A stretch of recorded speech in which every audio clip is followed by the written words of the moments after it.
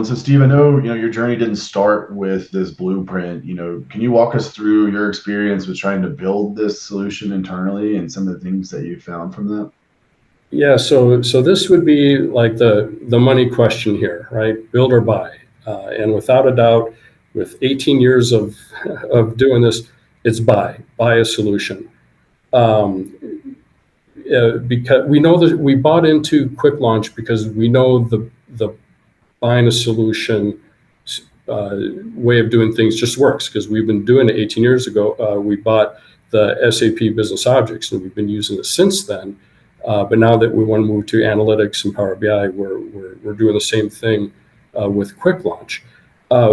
Before QuickLaunch was available, we wanted to build our own version of these data marts for E1 to use with Power BI.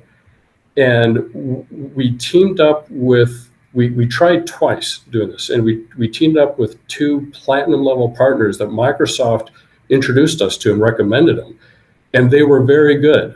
They were very good partners technically, but they didn't understand E1. And what we learned is the knowledge of E1 is a big deal. How E1 uses journaling and how you can use that to build the marts. How E1 handles deleted records. How are you going to replicate that in a data mart?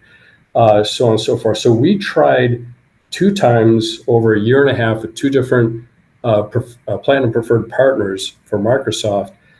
And we were just trying to build a really simple GL. Just give us the 901, 902, 911, just something really simple, and just couldn't get it to function.